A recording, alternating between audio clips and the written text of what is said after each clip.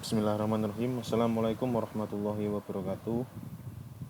Eh, para mahasiswa Universitas Nahdlatul Ulama Blitar, jurusan Teknik Mesin semester 6 ya.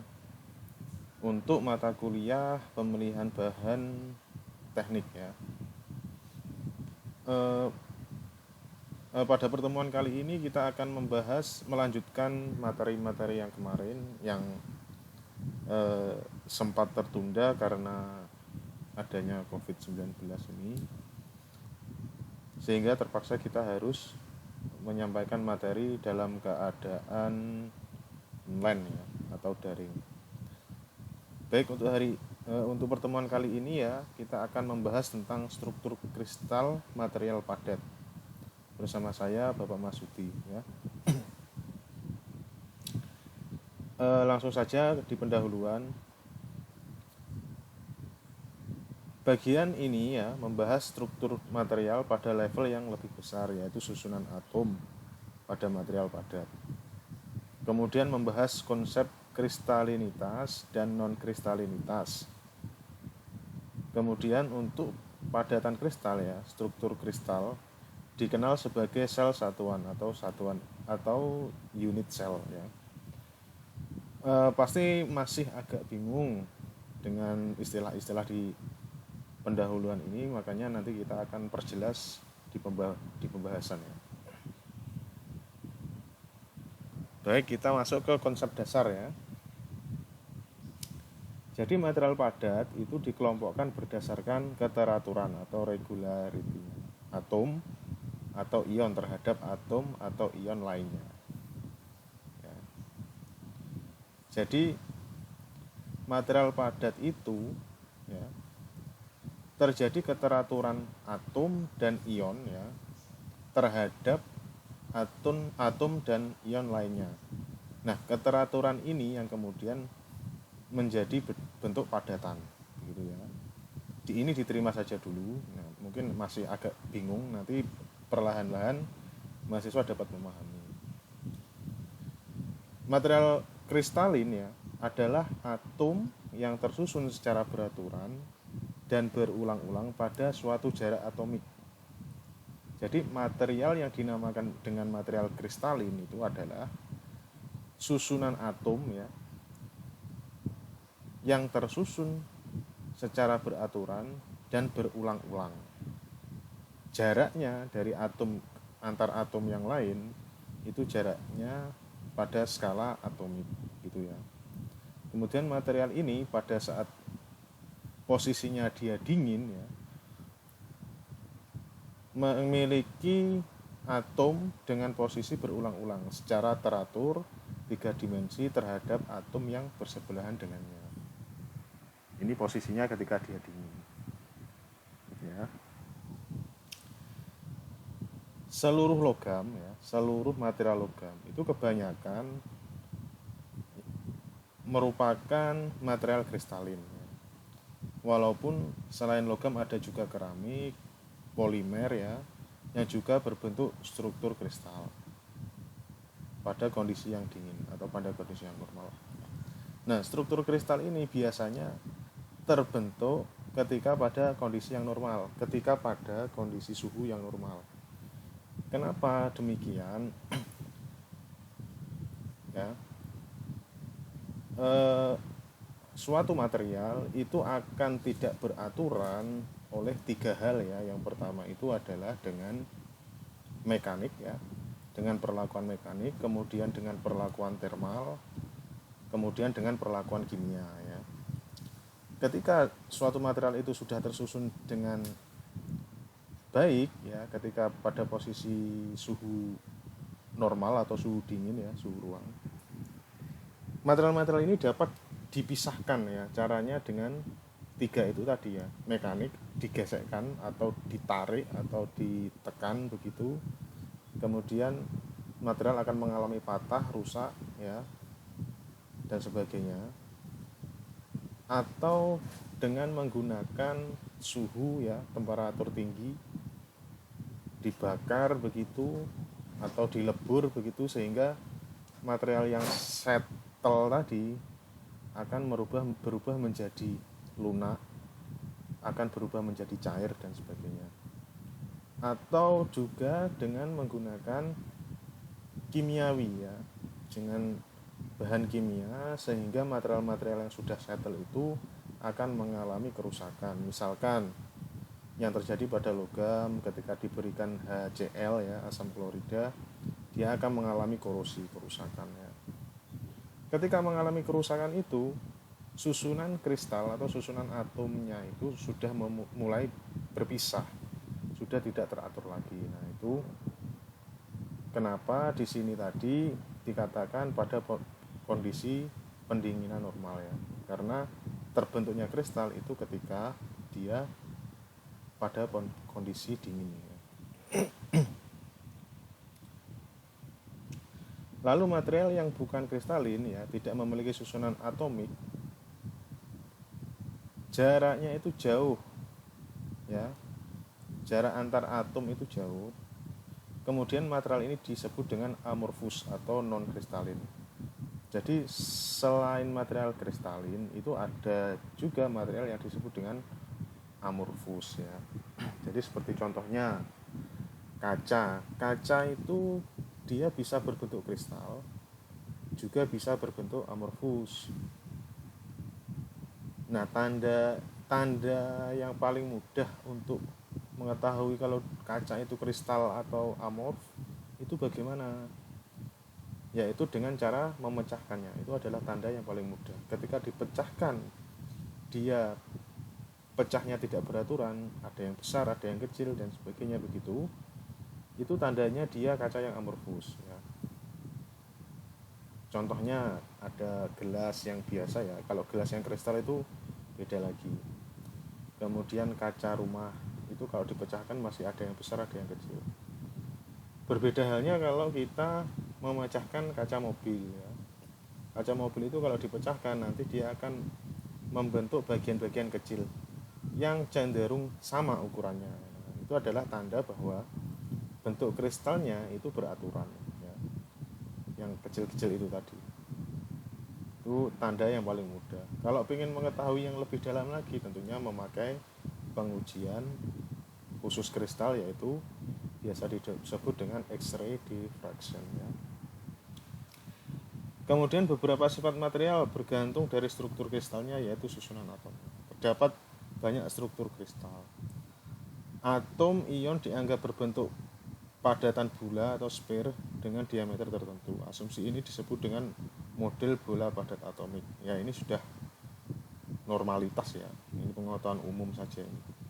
Atom diasumsikan memiliki ukuran yang identik. Terdapat istilah kisi atau lapis yang berarti titik susunan 3 dimensi posisi atom. Jadi begini,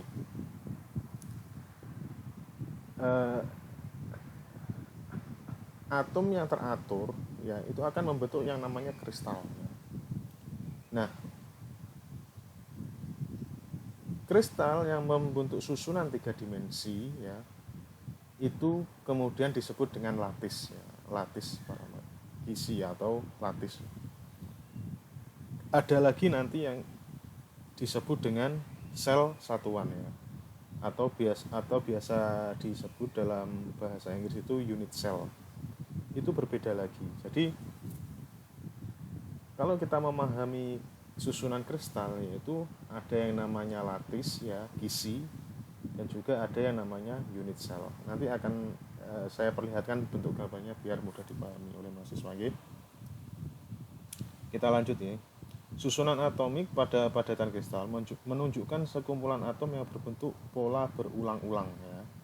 Ini sudah jelas, karena susunannya teratur maka polanya itu akan berulang-ulang. Polanya itu banyak ya, polanya itu ada yang kubik begitu. Kubik pun ada beberapa macam jenis. Kemudian ada yang heksagonal ya. Dan heksagonal pun juga ada bermacam-macam jenis. Akan tetapi dalam satu bentuk kristal itu biasanya tersusun dari satu jenis bentuk ya, satu jenis bentuk. Itu namanya kristal. Kalau terdiri dari banyak bentuk itu namanya kristalin. Berarti jenis kristalnya dalam satu material itu berbeda-beda. Oke, kemudian struktur kristal ya ditunjukkan dengan membagi struktur menjadi satuan kecil yang berulang disebut dengan sel satuan unit ya. Begitu struktur kristal ditunjukkan dengan membagi struktur menjadi satuan kecil yang berulang disebut sel satuan atau unit sel ya. Baik, nanti akan saya perlihatkan gambarnya biar lebih paham. Nah, sel satuan dipilih untuk menggambarkan simetri struktur kristal. Ya. Jadi sel satuan itu mewakili bentuk dari kristalnya itu seperti apa. Apakah dia kubik, apakah dia heksagonal, apakah dia trigonal ya. Itu dinamakan, itu mengapa unit sel itu mewakili polanya ya. Kemudian sel satuan adalah unit struktural dasar atau satuan bangunan struktur kristal. Oke, ini formalitas. Sel satuan menunjukkan geometri struktural kristal dan posisi atom. Oke.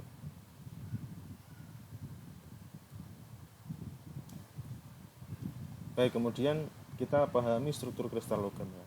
Mata logam memiliki ikatan logam, jelas. Struktur kristal logam menunjukkan susunan atom yang rapat. Ya. Struktur kristal logam dimodelkan menggunakan bola padat sebagai inti ion. Struktur kristal pada logam antara lain kubik berpusatan badan atau body center kubik ya, atau BCC, kubik berpusat permukaan face center kubik FCC, heksagonal susunan rapat atau heksagonal close packed HCP ya, dan yang lainnya. Jadi ini BCC, FCC, HCP.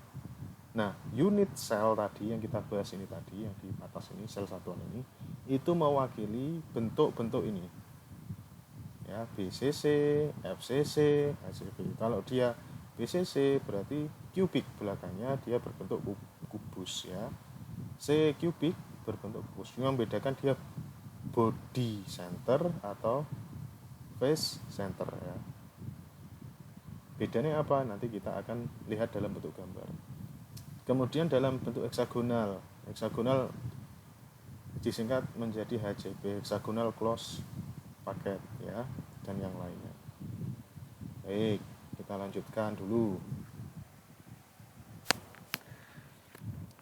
Nah, untuk struktur kristal kubik berpusat permukaan itu disebut dengan FCC ya tadi ya, face centered cubic.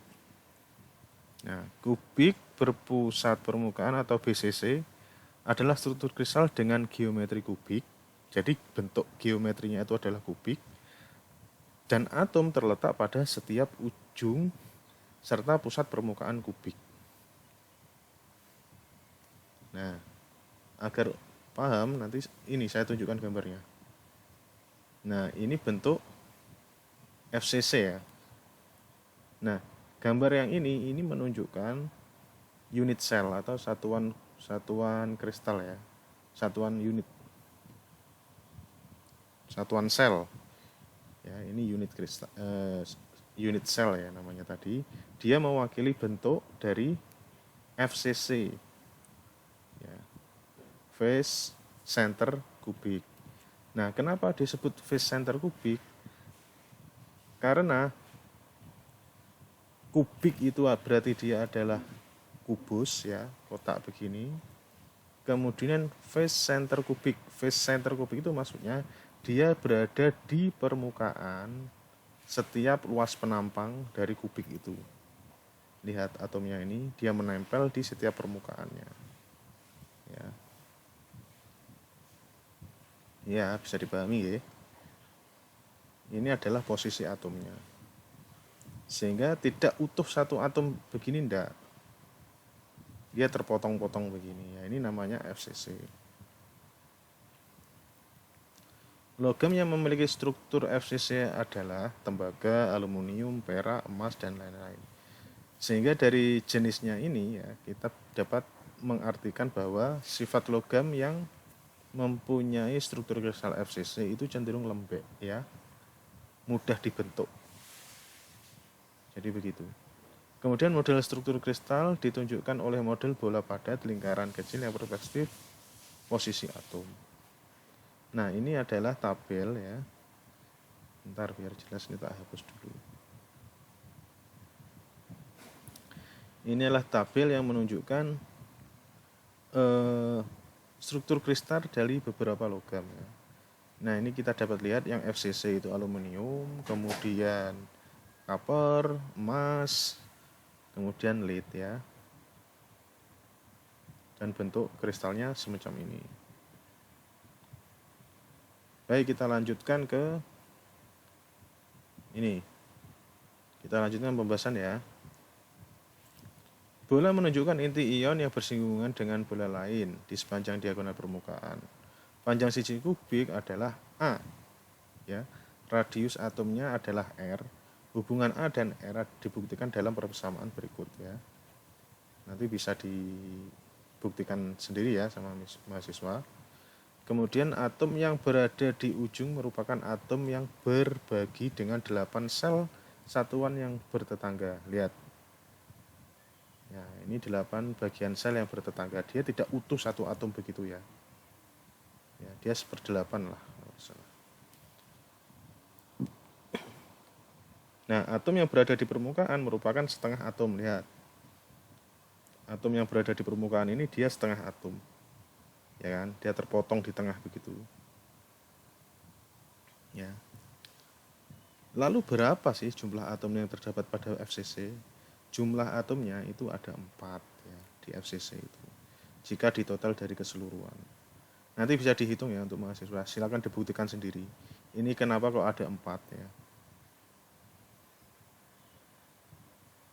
Mungkin nanti kita bisa bahas di pertemuan yang sinkron ya. Nggak tahu nanti di minggu yang di pertemuan yang keberapa, tapi kita ada jatah pertemuan sinkron.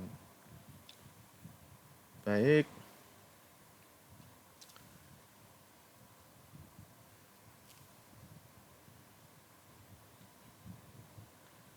Kita lanjut saja. Nah, ini. Bentar.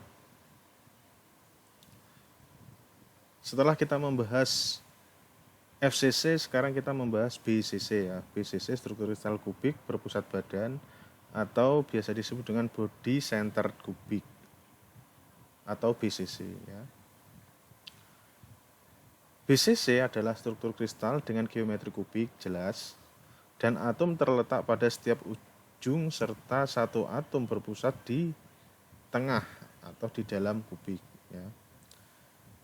Logam yang memiliki struktur BCC ini adalah krom, besi ya dan sebagainya. Nanti ada tabelnya, silakan diamati sendiri.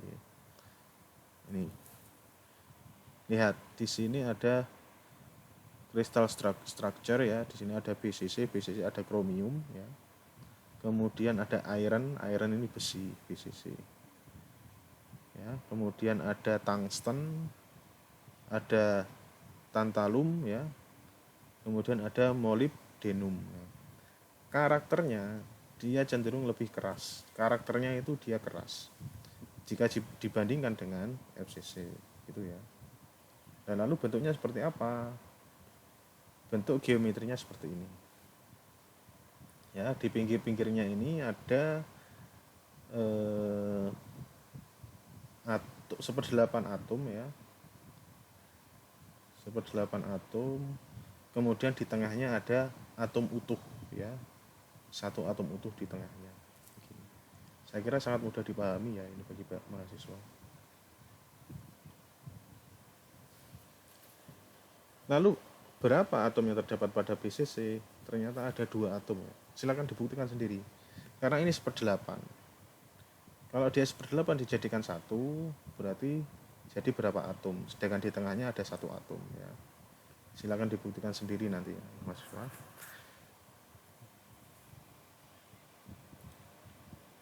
Baik, kemudian yang terakhir ya. Yang terakhir ada struktur kristal heksagonal ya. Hexagonal closed packet atau HCP. Nah, bentuknya ini selain kubik simetris ya.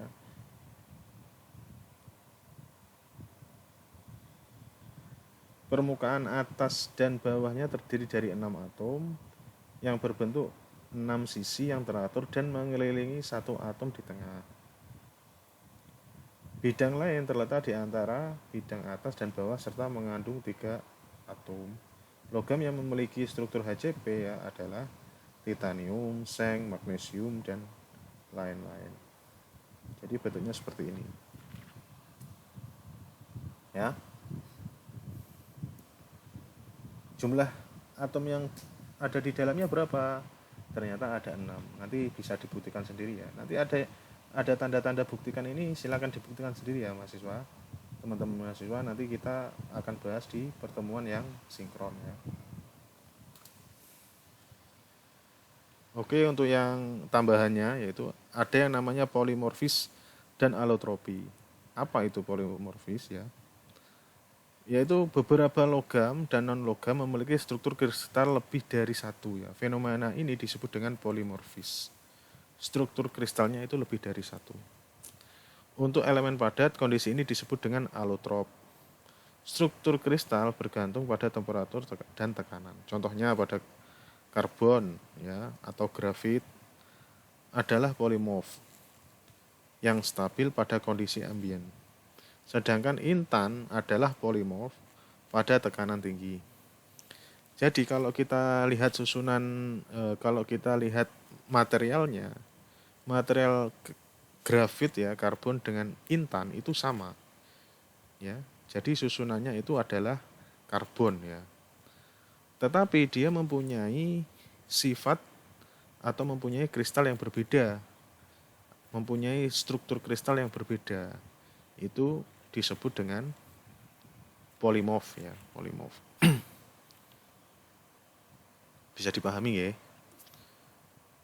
Kemudian besi memiliki struktur kristal BCC pada temperatur kamar ya, dan berubah menjadi FCC pada suhu 912 ya, derajat Celcius. Lihat. Ada perubahan struktur kristal di sini yang dari BCC menjadi FCC pada suhu sekian. Mengapa besi juga dikatakan sebagai material yang polimorfik ya? Perubahan densitas dan sifat fisik berhubungan dengan transformasi polimorfik. Baiklah, saya kira cukup untuk mata kuliah ini ya. Nanti untuk lebih jelasnya silakan kunjungi link di blog saya yang saya tautkan linknya di sim.unublitar.ac.id ya. Silakan dicek, nanti handoutnya bisa di-download di sana. Baik, akhirul kalam, billahi taufiq wal hidayah. Assalamualaikum warahmatullahi wabarakatuh.